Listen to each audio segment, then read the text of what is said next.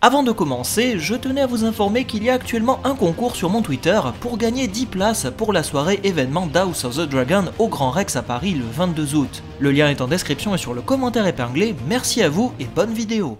Salut à tous, j'espère que vous avez la forme et que vous ne crevez pas trop sous cette chaleur ardente. On approche de plus en plus de la date fatidique avec la diffusion d'House of the Dragon fin août 2022. HBO continue ses coups de com' avec une promotion accrue de la série sur ses réseaux. La semaine prochaine sera déterminante avec le Comic-Con à San Diego. À cette occasion, il est dit qu'HBO prévoit de dévoiler un trailer final à la série préquelle de Game of Thrones, peut-être même donner quelques éléments complémentaires pour les autres spin-offs, ou qui sait nous faire des annonces sur les livres puisque J.R.R. Martin sera présent sur place. Mais avant de débriefer tout cela, je vous propose de revenir sur les dernières informations et images dévoilées parce qu'il y a de quoi dire. Installez-vous confortablement sur votre trône de fer, allez go, c'est parti.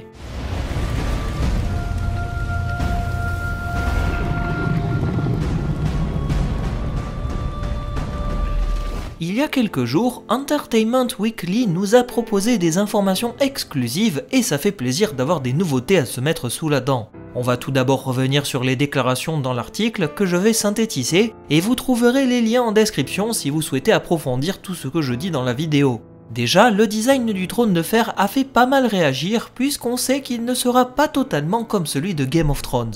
Les épées fondues sont bien plus nombreuses et le trône a une image se rapprochant plus de l'idée initiale de l'auteur dans les livres. Le showrunner a indiqué qu'ils ont voulu se rapprocher de cette représentation tout en conservant une certaine continuité avec Game of Thrones. Même si quasiment 200 ans séparent les deux histoires, il faut que la continuité visuelle soit quand même présente même s'il y a quelques différences. Qui sait, peut-être qu'un jour, une série sur la conquête d'Aegon verra le jour et nous permettra d'avoir un trône de fer à l'identique de sa description faite dans les livres. L'article poursuit en déclarant que la série mettra beaucoup plus en avant les femmes, notamment avec des rôles de premier plan. Certains vont critiquer ce choix, mais c'est pourtant plus que logique. C'est d'ailleurs une excellente chose quand on sait que le livre Fire and Blood, et particulièrement la partie sur la danse des dragons, appuie sur la rivalité entre Rhaenyra Targaryen et Alicent Hightower.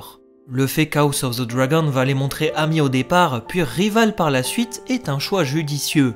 C'est un peu la même relation houleuse entre Margaery Tyrell et Cersei Lannister dans Game of Thrones, à la différence qu'elles s'adorent au départ puis se détestent par la suite. Entre Rhaenyra et Alicent, il faut rester à sa place pour ne pas froisser le roi Viserys et perdre le jeu des apparences à la cour. L'article nous indique aussi que la série aura une chronologie linéaire, ce qui est une excellente nouvelle. Certes, on risque de faire d'énormes bonds dans le temps en saison 1, très certainement une bonne vingtaine ou trentaine d'années d'histoire compressées en une saison de 10 épisodes, mais cela est nécessaire pour bien saisir tout le contexte.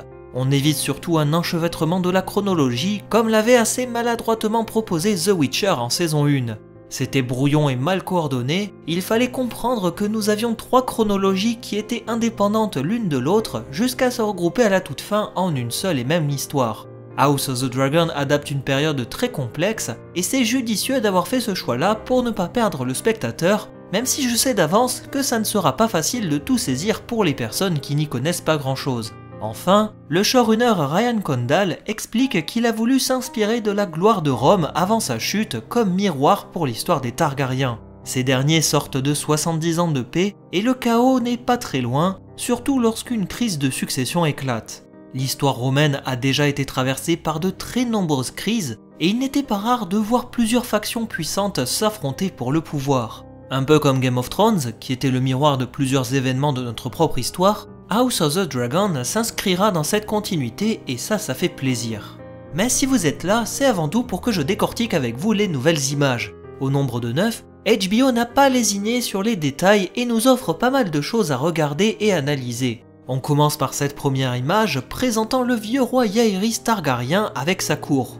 La scène doit très certainement se situer en l'an 101 après la conquête, lors du Grand Conseil à Harrenhal, où les règles de succession seront définies par le roi et ses sujets. De gauche à droite, nous avons le prince Viserys Targaryen accompagné par son épouse Aemma Arryn, sa cousine, ce qui explique sa couleur de cheveux argentés puisque la mère d'Aemma était une Targaryen. Cette dernière est d'ailleurs enceinte, et on sait qu'elle a fait plusieurs fausses couches par le passé, ce qui sera intéressant à explorer puisque le couple princier ne parviendra à avoir qu'un seul enfant, Rhaenyra Targaryen, mais aussi un garçon qui sera quasi mort-né et qui ne survivra qu'une seule journée. On a aussi un septon, peut-être un grand septon, et au départ je pensais que c'était le septon Barth qui était la main du roi emblématique de Jaehaerys, mais cela ne concorderait pas puisque Barth est mort en l'an 98 alors que le conseil se tient en l'an 101.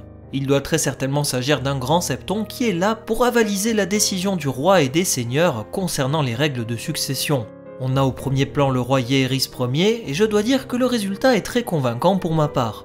Alors oui, les descriptions dans les livres montrent plutôt un vieux sage avec une grande barbe blanche, mais je trouve quand même cela assez cohérent de le montrer ainsi avec une petite barbe. N'oublions pas que le roi décède à l'âge de 69 ans, et la taille de la barbe reste acceptable pour cet âge, même s'il est vrai que cela aurait été bien mieux de calquer la représentation des livres avec la longue barbe. Game of Thrones avait fait le même choix avec le roi fou, qui s'éloignait drastiquement de sa représentation dans les livres pour adopter quelque chose de bien plus réaliste. Vu le faible temps d'apparition du roi dans la série, je ne vais pas chipoter sur la longueur de sa barbe. Derrière le roi, il doit très certainement s'agir du Lord commandant Riam Redwyn, puis à sa droite, on peut voir Corlys Velaryon et son épouse Rhaenys Targaryen. Il est d'ailleurs très intéressant de noter que les deux héritiers les plus directs du roi sont tous les deux aux extrémités, comme si on avait une opposition entre la branche mâle et femelle des Targaryens, une opposition que l'on retrouvera dans le conflit de la danse des dragons. Enfin, la composition est très intéressante. Le roi est assis sur une sorte de petit trône qui emprunte pas mal d'éléments à l'Antiquité, avec les feuilles d'acanthe et les feuilles incurvées typiques de l'époque de l'Égypte ancienne. L'idée était sans doute de montrer qu'on assiste à la fin d'un long règne de paix et de prospérité, marqué par l'opulence et la richesse dans le royaume. De même, il sera intéressant de noter la symbolique d'adopter un drapeau noir avec un logo Targaryen gris, peut-être en signe de deuil puisque Jaehaerys a perdu beaucoup des membres de sa famille, bien que cela dénote avec les vêtements colorés du roi. J.R.R. Martin a par ailleurs confirmé que la série devrait s'ouvrir sur la séquence du Grand Conseil, un élément pilier de l'histoire à venir pour la série House of the Dragon. On enchaîne ensuite avec une image montrant les jeunes Alicent Hightower et Rhaenyra Targaryen marchant dans un jardin. On peut observer un grand baral sacré en fond, ce qui nous permet de faire le lien avec l'arbre-cœur situé au Donjon Rouge dans une partie du château. Les deux jeunes filles semblent très complices et la présence du livre n'est pas anodine. Alicent avait pour habitude de faire la lecture au vieux roi Jaehaerys Ier, elle qui a été élevée à la cour et qui a toujours côtoyé les plus puissants du royaume. Les couleurs bleues et jaunes sont lourdes de sens là aussi, puisque cela veut très certainement souligner leur innocence dans le jeu des trônes, avant qu'elles ne prennent des couleurs bien plus caractéristiques comme le vert pour Alicent et le noir et rouge pour Rhaenyra. Il sera là aussi très intéressant de voir comment la série montrera leur complicité naissante qui sera transformée plus tard dans la saison en rivalité.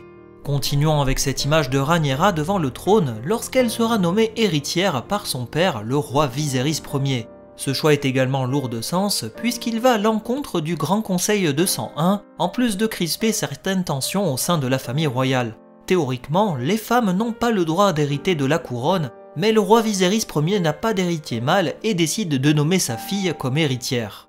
L'image nous permet de mieux apprécier les détails sur le costume de Rhaenyra, mais aussi et surtout les épées fondues sur le trône de fer qui jonchent le sol.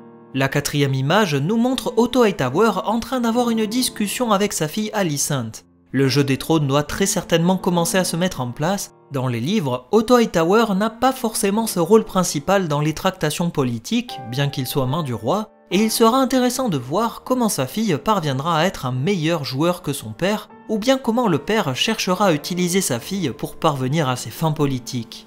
Enchaînons avec une nouvelle image du prince Daemon qui se dévoile de près avec son armure de combattant. L'armure fourmille de détails, et comme beaucoup l'ont souligné, il est vrai qu'elle fait un peu plastique sur cette image. Je pense que cette impression est due au fait que le prince porte une armure noire sans la moindre imperfection, que la surface du casque est bien trop lisse, et en revanche, lorsqu'elle est en mouvement sur les images du trailer, eh bien là, je trouve qu'elle est vraiment très réussie.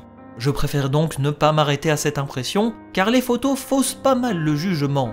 En tout cas, le thème est bien respecté, avec cette couleur noire et rouge, l'aspect du casque avec la représentation du dragon, et la collerette de couleur. Une image tirée très certainement du tournoi donné en l'an 103 ou 104 à Viergétan en l'honneur de l'avènement du nouveau roi Viserys Ier. Une image qu'on peut mettre en relation directe avec une autre où l'on voit le prince Daemon de dos faisant face à Criston Cole dans une célèbre joute où il fera forte impression à la cour. On peut là aussi apprécier le degré de détail sur les armures, ce qui nous laisse présager un tournoi très intéressant, comme ce fut le cas au tout début de Game of Thrones avec le tournoi donné en l'honneur de Ned Stark. Un tournoi qui sera très certainement l'occasion pour les rivalités de s'exposer au grand jour. L'image suivante nous dévoile un prince Daemon accroupi dans une caverne en train de tenir un œuf de dragon. Le fait qu'il y ait une espèce de filet de bave laisse penser qu'il a été fraîchement pondu par un dragon. Un événement clé dans la saga puisqu'il pourrait faire le lien avec ce passage où Daemon, accompagné de sa maîtresse Mysaria, s'enfuient tous les deux de Père Dragon en volant un œuf avant de se faire rattraper par la main du roi Otto Hightower. Il sera très intéressant de voir comment cette histoire sera intégrée dans l'intrigue et si l'œuf finira ou non entre les mains de Daemon. Poursuivons avec une image du couple Corlys Velaryon et Rhaenys Targaryen, et ils semblent tous les deux très pensifs, voire tristes, avec une nouvelle accablante très certainement liée à la perte de leurs enfants dans la série. Cela fait sens puisqu'ils sont tous les deux vêtus de noir et ont une mine grave. Le couple devra trouver la force nécessaire pour avancer malgré cette terrible épreuve, et il faudra montrer qu'ils sont très soudés et cela semble se voir sur différentes images déjà partagées. A nouveau, on notera la présence d'un riche mobilier, très certainement pour illustrer le fait que le serpent de mer est une personnalité immensément riche grâce à ses voyages par-delà les mers. Enfin, la dernière image est une continuité de celle où l'on voyait Alicent Hightower foncer sur Rhaenyra Targaryen avec une dague en acier valyrien, ressemblant énormément à celle qu'utilisait Arya Stark dans Game of Thrones. Une scène qui prendra naissance après la crevaison de l'œil du prince Aemond Targaryen, et qui sera l'un des points culminants des tensions entre les Noirs et les Verts, les deux clans rivaux de la famille royale. La reine Alicent Hightower demande à ce que l'on crève l'œil de l'enfant responsable, œil pour œil comme elle disait, mais le prince Aemond estimera qu'il est quand même gagnant dans l'histoire et ne demandera pas réparation. Il dira qu'il a perdu un œil mais gagné un dragon dans cette bagarre, et pas n'importe lequel des dragons, la grande Vhagar, la plus puissante des dragons encore en vie à cette époque. Et avant de conclure, je tenais aussi à aborder très brièvement cette longue liste d'images promotionnelles où l'on peut voir les différents personnages principaux de la série avec leurs costumes. Les images mettent l'accent sur les couleurs des personnages, jouant sur les lumières avec des effets rouges ou verts pour symboliser leur appartenance au clan de la famille royale. On notera la présence du couple père et fille chez les Hightower avec des costumes très fins, mais aussi le couple Rhaenys et Corlys Velaryon avec des dorures et coutures là aussi finement exécutées, sans oublier le trio Viserys, Daemon et Rhaenyra qui animera la grande partie de cette première saison avec leur jeu politique. Chaque image raconte quelque chose et s'imbrique dans la continuité de celle que nous avions déjà vue. La série adoptera une temporalité linéaire avec des bonds dans le temps pour nous aider à mieux saisir tous les enjeux de la série. Difficile de dire encore jusqu'où la première saison ira, mais une chose est sûre, en tant que lecteur, on reconnaît beaucoup de passages des livres et c'est très encourageant. Je pense très sincèrement que cette saison 1 sera dans la même lignée que la saison 1 de Game of Thrones, beaucoup de contexte, des conflits restreints et du spectacle par-ci et là, avant de plonger plus en profondeur dans la danse des dragons avec les saisons suivantes. Et vous, quel est votre avis sur le fait que nous aurons une temporalité linéaire qui compressera beaucoup d'événements et les différentes images que je viens d'analyser? La parole est à vous en commentaire et on se dit à la prochaine pour d'autres analyses et explications. Bye tout le monde!